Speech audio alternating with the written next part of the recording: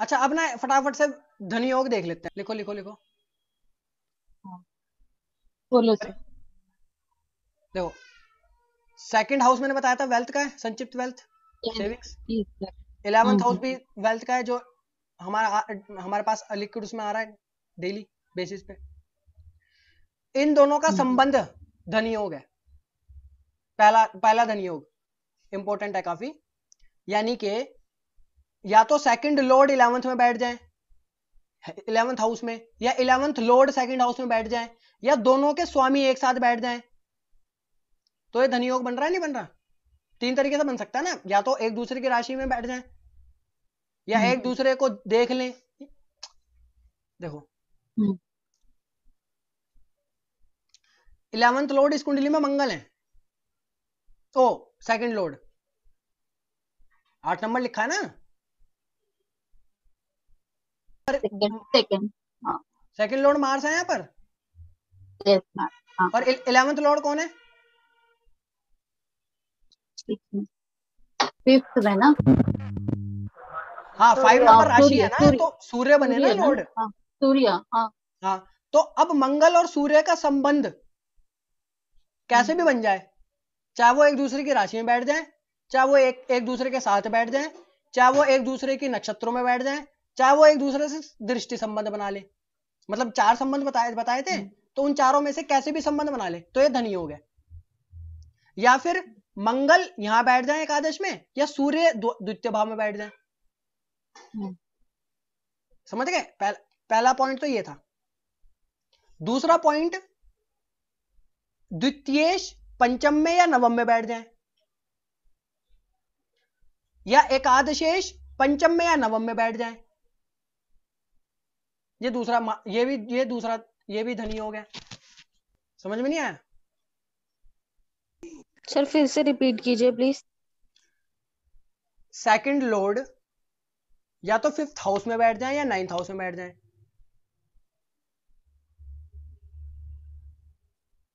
मतलब उनसे संबंध बना लें, या तो उनके उसमें बैठ जाए, या उनके लॉर्ड के साथ बैठ जाए, उनसे भी मतलब वैसे ही संबंध बन जाए, चाहे चार चार तरीके से कैसे भी बन जाए, चाहे साथ बैठ जाए, चाहे दृष्टि संबंध बना लें, चाहे नक्षत्रों में बैठ जाए।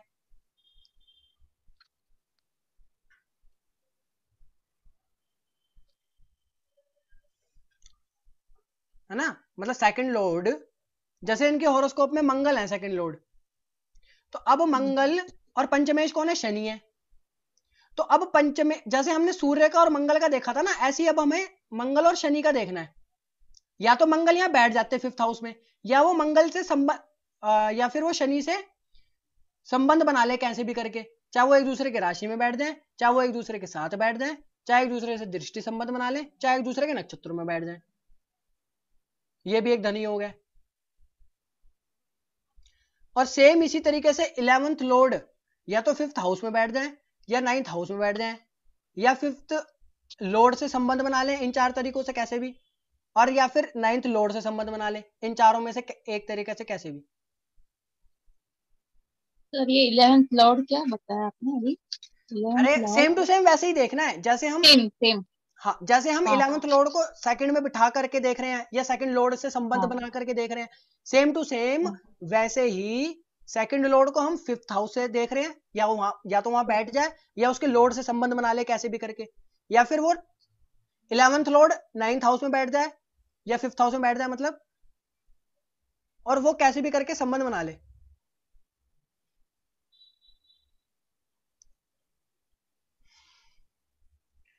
अरे नहीं समझ में आई बात? हाँ समझ। अरे ऐसा है, देखो में ये आ मैं रहा क्या है देखो लेकिन। इसका बेसिक हाँ रूल बेसिक चीज समझो, इसकी इसके पीछे की कहानी समझो। ये ये त्रिकोण भाव है ना, 1 5 9 बताया था शुरू में, लक्ष्मी हम्म लक्ष्मी स्थान है ना ये। हम्म हम्म। अब ये लक्ष्मी स्थान है, और जो सेकंड हाउस है, सेकंड लॉर्ड, वो हमारा धन का भाव है सेकंड हाउस, और जो 11th भाव है वो भी धन का भाव है। हम्म। तो या तो सेकंड हाउस का संबंध या 11th हाउस का संबंध कैसे भी करके पंचम भाव और नवम भाव से बनना चाहिए, क्योंकि ये लक्ष्मी स्थान है ना, पंचम भाव और नवम भाव। Okay okay okay. अब आपके केस में धन योग बन रहा है, एक बन रहा है कि 11th लॉर्ड सूर्य वो 9th हाउस में बैठे हैं, तो बन गया ना ये वाला, ये दिख गया यहीं पर।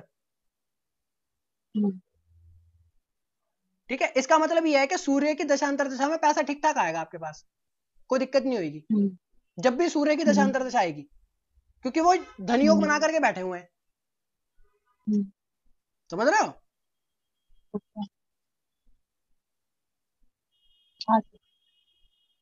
और जब गोचर समझाऊंगा तब ये चीज भी कवर हो जाएगी कि गोचर में जब वो गोचर करेंगे मिथुन राशि में यानी 9th हाउस में, या फिर सिंह राशि में यानी 11th हाउस में, तब भी पैसा देंगे।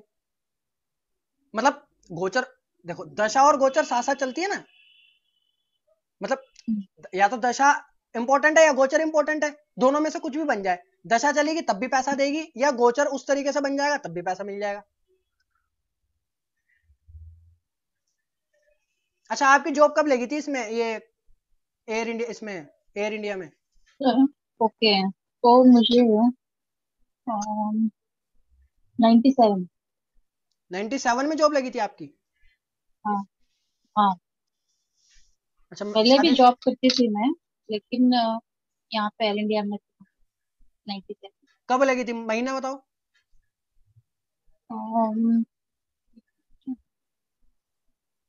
7th महीना या 8th महीना का है, कुछ याद नहीं है। जुलाई या अगस्त में लगी होगी, है? हाँ सर, ऐसे ही कुछ था। ये देखो यहाँ राहु में सूर्य चल रहे थे आपके तब, हाँ दशा देखो अपनी।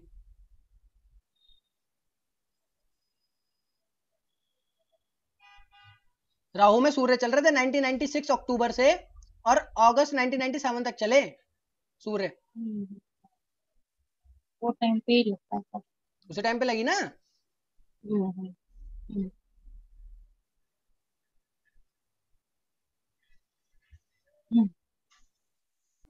चलो ठीक है। अच्छा, ये समझ में आ गया धनियों कैसे देखते हैं? भाई सेकंड हाउस पकड़ना है और 11th हाउस पकड़ना है, चाहे वो एक दूसरे से संबंध बना ले, चाहे वो पंचम से और नवम से बना ले, क्योंकि वो पंचम नवम हमारे लक्ष्मी स्थान है, तो या तो वो इनसे संबंध बना ले चाहे आपस में बना ले, कैसे भी करके ये धनियोग है सारे।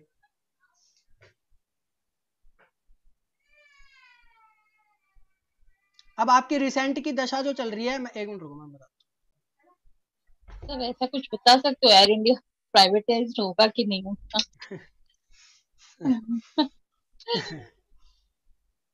अरे पहले ये बताओ, हाँ बोलो सर। मार्च अप्रैल में कुछ पैसा वैसा आया था 2020 पिछले मार्च साल? अप्रैल, अब अच्छा लास्ट ईयर,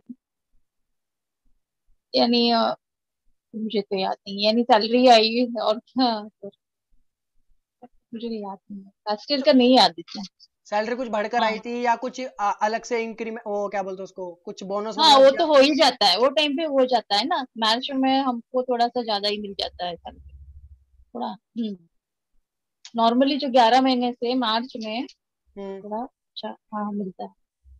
वो सब रिटर्न फाइल वगैरह भी करते हैं ना, वो सब भी हो जाता है ना मार्च में, अच्छा, तो असल में मैं वो मैं सब। क्यों कह रहा हूँ ये चीज, क्योंकि ना हाँ प्रत्यंतर सर। दशा चली थी सूर्य की उस समय, ये देखो यहाँ पर हाँ मार्च 20 से और अप्रैल हाँ 20 तक, यानी 2 महीने, मार्च और अप्रैल, ये 2 महीने हाँ सूर्य की हाँ प्रत्यंतर दशा चली थी, हाँ, वो सर इंक्रीमेंट भी होता है वो टाइम पे।